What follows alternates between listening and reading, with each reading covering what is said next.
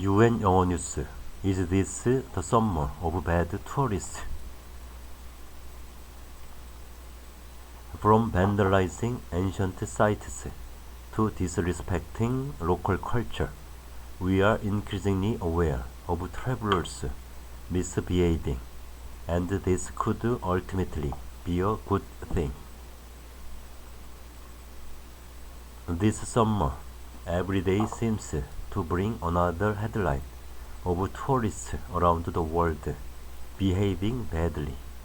Last week, it was two drunk Americans sneaking into a closed section of the Eiffel Tower and sleeping off their bender high above Paris.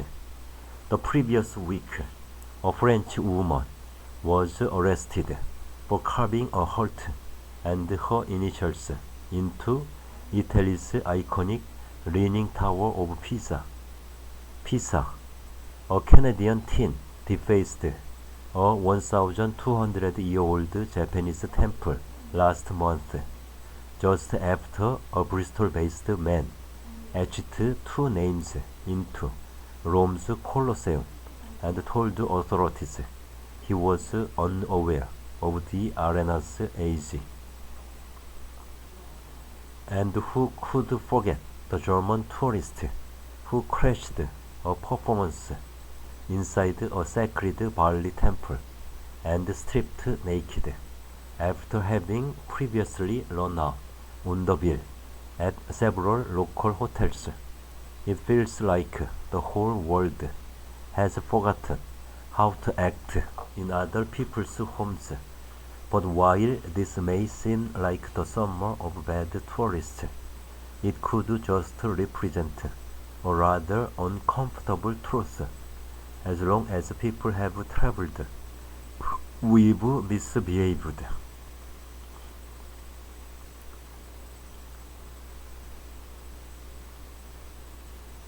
The signs at many of Italy's famous monuments now beg tourists to not deface them. From Pompeii to the Egyptian pyramids, some of the world's most famous man-made wonders are scarred with millennia-old graffiti etched into their walls by ancient sightseers. It's no secret that many of the world's greatest travelers, like Christopher Columbus and Hernan Cortes, were among its worst, and according to Lauren A. Siegel, a tourism and events lecturer at the University of Greenwich in London, as recently as the 18th and 19th centuries, it was common for British nobles taking the grand tour of Europe to belittle and disregard the people and places they were visiting. What's different about this summer is we are increasingly hearing about bad travelers, and ultimately this could be a good thing.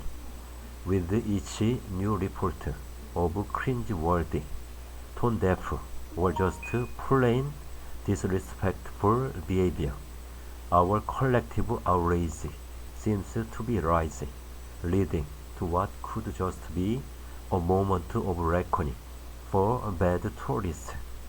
In an age of heightened awareness about privilege and how we treat others from different cultures, this increased focus on entitled and bullish travelers may seem like a natural progression from other recent social movements, but experts suggest a combination of factors are driving bad behavior abroad and the newfound attention we are giving it. According to Siegel, unlike in years past, many travelers today are competing for social media likes and views. People are reverting to more extreme actions for their Instagram or TikTok feeds, she noted. Ironically, social media accounts like the massively popular passenger shaming are also being used to call out insensitive and disrespectful behavior. Accounts on social media are increasingly documenting boneheaded traveler behavior. David Behrman, an adjunct fellow at the University of Technology Sydney, noted that nearly 1.5 billion people traveled internationally in 2019, with travel now surging to its highest levels since before the pandemic. He said it's inevitable. Some tourists will think it's cool to pose nude in front of a temple in Bali, get drunk at an Islamic holy site, or dance in front of a Nazi concentration camp. Gail Saltz, host of the How Can I Help podcast, said she sees other factors at play too, including revenge travel following years of pandemic lockdowns and anxiety. People have this feeling that it's only fair that I now get to do things that I didn't get to do during lockdown, and I get to do them in spades. She said they come with a mindset that foreign countries are a great big party, and I get to do what I want. In particular, Saltz isn't surprised by the number of people caught engraving their names on ancient monuments. They think this is a chance to immortalize themselves. Yet this summer's shameful headlines may offer an opportunity for change. With each new offense, we are reminded that international travel is a privilege. It's not uncommon to see travelers posing for selfies at Berlin's Holocaust Memorial. Nowhere has this inherent truth been more evident recently than in Hawaii, as the deadliest wildfires in modern U.S. history tore through parts of Maui, one of the most popular tourism destinations in the U.S.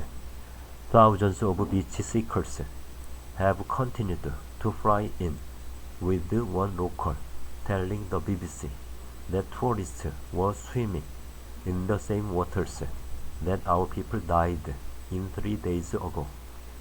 Privilege brings responsibility, and one can only hope that just as we may recall at a #passenger shaming image of a traveler whose bare feet is resting on another's head, we learn to collectively shudder at the thought of travelers complaining they can no longer go ziplining in Lahaina amid a natural disaster.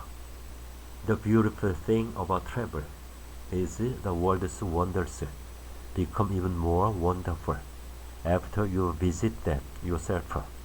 We care more deeply about what we know and are more prone to help protect it, or at least not destroy it.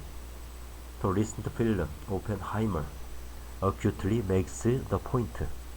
In a memorable scene, U.S. Secretary of War Henry Stimson pointedly removes Kyoto from the list of sites targeted for the atomic bomb.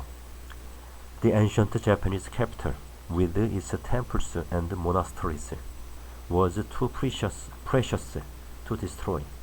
He knew this, he said, because he had honeymooned there. In the movie, it's a laugh-line, but the message is real. We don't harm what we hold dear. Kyoto was saved by a potential atomic bomb blast because the U.S. Secretary of War had honeymooned there. Several destinations have taken a proactive approach to this idea. tourism hotspots like Bali and Iceland now formally ask tourists to promise to respect their culture and environment after visiting it. Palau requires visitors to sign an eco-pledge on arrival.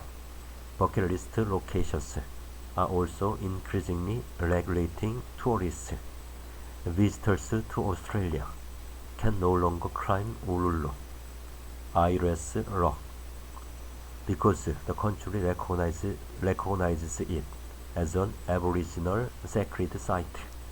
Meanwhile, Amsterdam recently launched a Stay Away ad campaign targeting drunk Brits. Siegel applauds these stricter guidelines and what she sees as a growing recognition of the problem by fellow travelers. She points to a new Instagram-burst reality trend in social media, where people purposely show the behind-the-scenes crowds and chaos common at tourism hotspots, often omitted from influencers' perfectly composed images and videos. Amsterdam has been actively trying to discourage drunk Brits from visiting, and each time that happens, our global treasures will be a little safer.